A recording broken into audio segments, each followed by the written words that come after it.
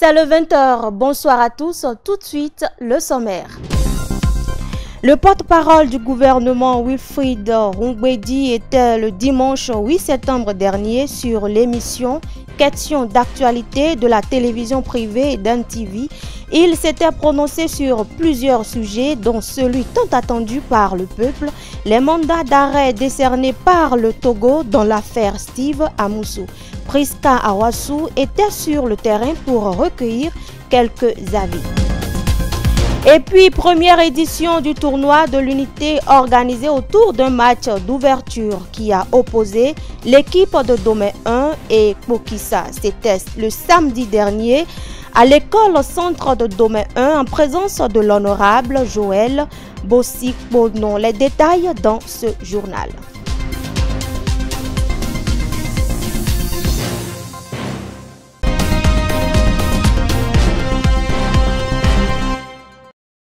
Je l'annonçais tantôt en titre, le porte-parole du gouvernement Wilfried Rongbedi était le dimanche 8 septembre dernier sur l'émission Questions d'actualité de la télévision privée Eden TV.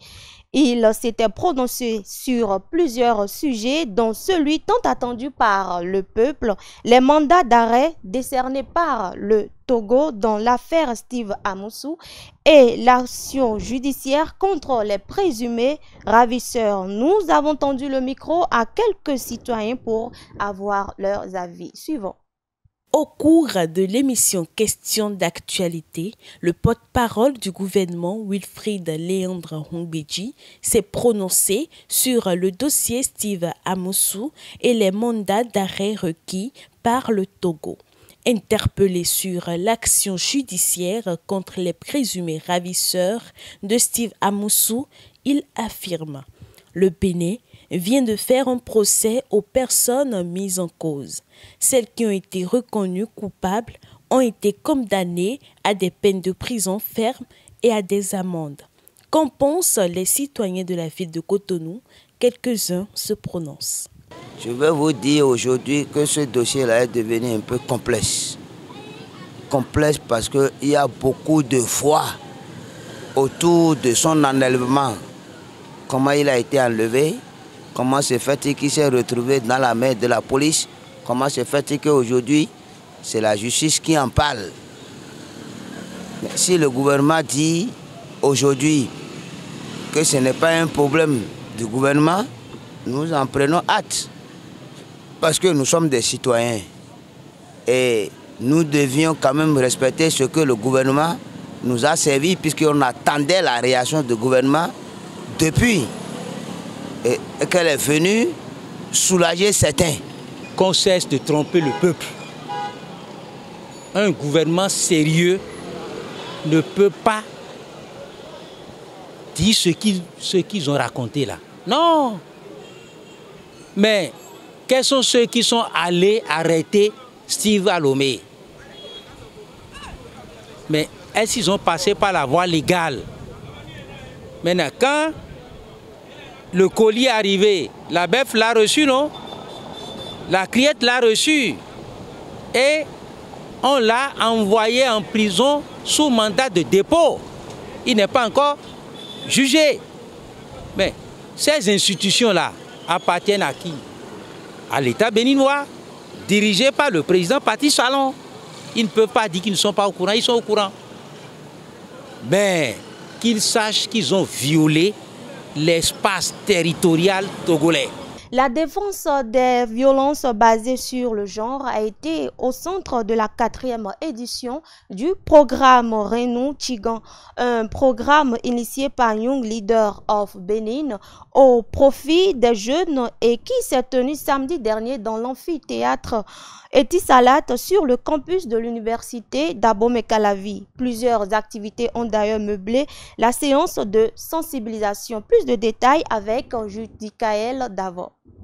La 4e édition du projet Renou Chigan s'est tenue ce samedi 7 septembre 2024 dans l'amphithéâtre Etisalat de l'université d'Abomey-Calavi, ayant comme thème la non-violence au sein des familles et ou des relations amoureuses un moteur pour l'épanouissement du capital humain, la discussion a été créée entre panélistes et participants. Organisé par Young Leader of Benin, le président revient sur le but principal de ce projet.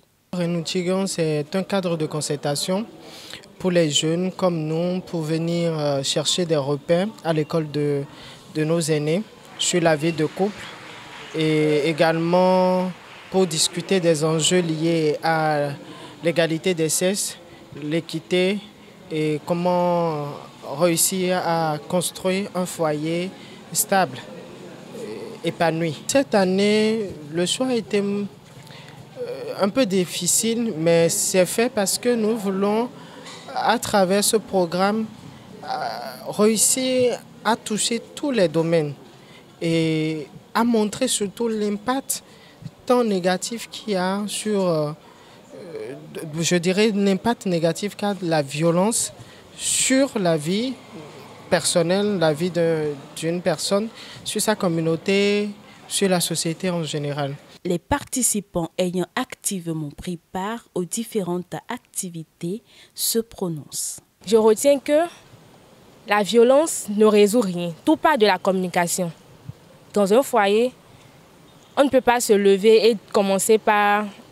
Toute violence, selon moi, est mauvaise. Donc, tout part de la communication. Quand il y a un problème, il faut que les deux partenaires s'asseyent, essaient de discuter pour avoir un terrain d'entente, pour que chacun comprenne ce que l'autre veut.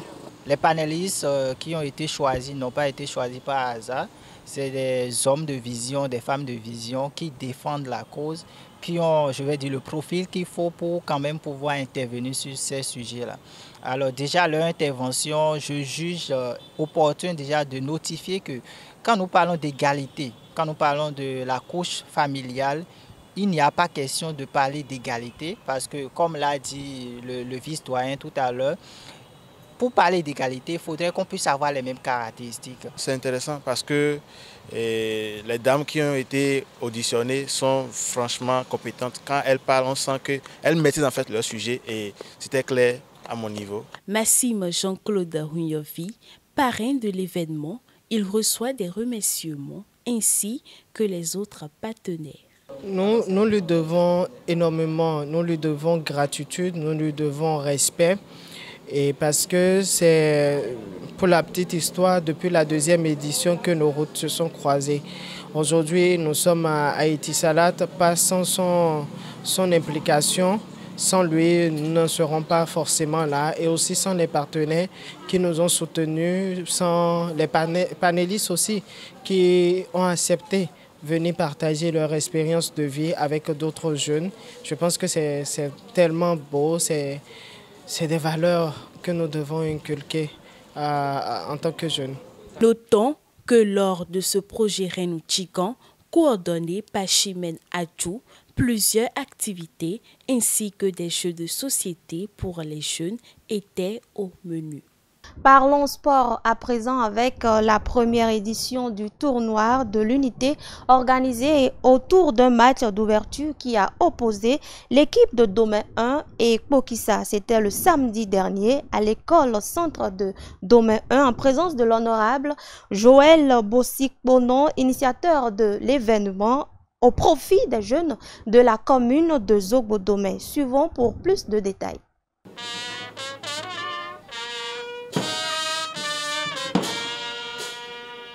C'est par l'hymne national que démarre ce 7 septembre 2024 à l'école centre de Domé la cérémonie officielle du lancement de la première édition du tournoi de l'unité, organisé par la jeunesse de l'Est de Zogbo-Domé sous le haut parrainage de l'honorable Joël Bossik-Bonon.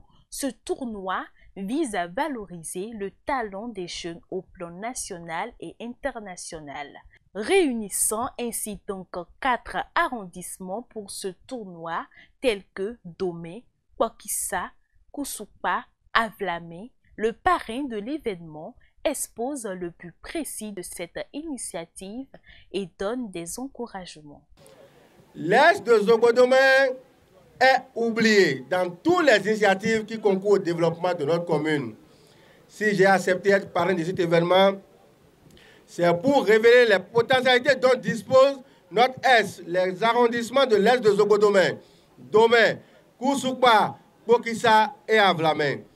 Ici, nous avons des valeurs qui jouent très bien, mais parce qu'ils sont coupés de la commune, ils n'ont pas accès aux opportunités. Je voudrais, à travers ce tournoi, montrer à la face du monde, aux entraîneurs, aux différentes équipes, que Domè, Bokissa, Koussoupa et Avlamè ont des jeunes capables de défendre la couleur du Bénin au plan national et international. Le développement de l'Est de Zobodomè, chers camarades, chers frères, chers sœurs, le grand travail nous revient. Nous devons travailler la main dans la main, l'unité d'action et penser au développement de notre commune Zobodomè. Même s'il est vrai que la gouvernance au niveau de Zobodomè oublie les arrondissements de l'Est, nous devons continuer à faire des efforts pour nous révéler davantage afin que tout ce qui est prévu dans les différents programmes de sécurité du président Patrice Talon, du programme d'action du gouvernement, l'ambitieux programme qui force admiration au niveau national et international aujourd'hui, Domè, Bokissa, Koussoupa puissent en bénéficier davantage. Présents pour soutenir et encourager l'honorable, les distingués invités montrent leur satisfaction. Nous tenons à saluer tout particulièrement le parrain de cet événement, l'honorable député Joël Bosikpono, pour son engagement sans faille en faveur de la jeunesse de notre commune Zobodomè.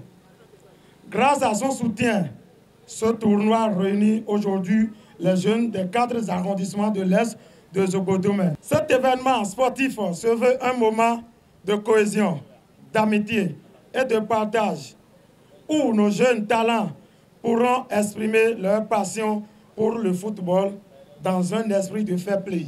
Je suis très content de vous voir aussi nombreux pour venir soutenir l'initiative, la belle initiative, l'ingénieuse initiative de mon grand frère, de mon compagnon de tous les jours, l'honorable Joël Bosikpono, qui intitule son tournoi de l'unité.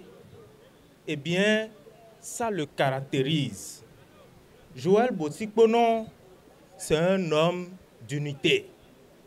Joël Bosikpono, c'est celui qui vous unit malgré vous. Infiniment merci à toi, Joël Bosikpono. Toi seul, tu as le secret. Un jour, tu me diras comment tu arrives à t'en sortir. Tout le monde il faut organiser. Nous avons un temps.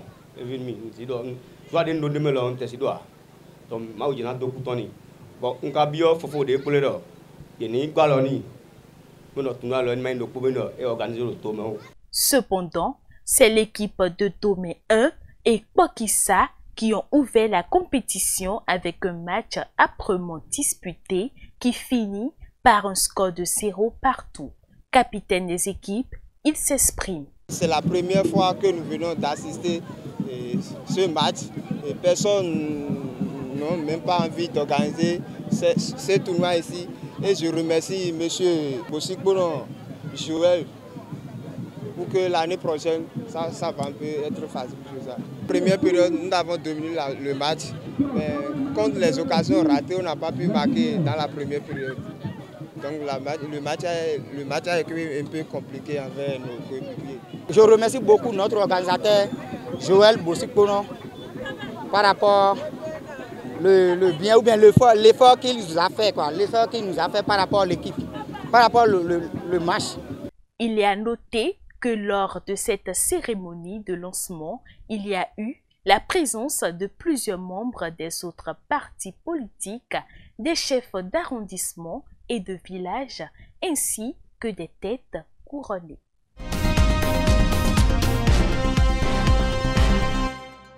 Poursuivons la page sportive avec Judicaël Davor. Le tournoi UFOA B qualificatif pour la prochaine CAN U20 va se dérouler du 17 au 31 octobre 2024 à Lomé au Togo.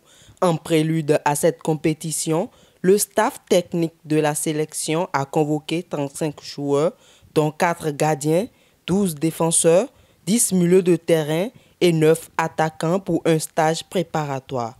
Les joueurs concernés sont attendus ce mardi 10 septembre 2024 à Porto Novo à l'hôtel Ayelawajet 2. Après leur défaite contre le Nigeria 3-0 lors de la première journée des éliminatoires de la CAN 2025, les Guépards du Bénin affrontent les Chevaliers de la Méditerranée ce mardi 10 septembre 2024. Dans l'histoire des confrontations entre la Libye et le Bénin, les deux équipes se sont affrontées à 3 reprises. La dernière confrontation entre les deux équipes a eu lieu en 2010 lors d'un match amical que les Béninois ont remporté sur un score d'1-0.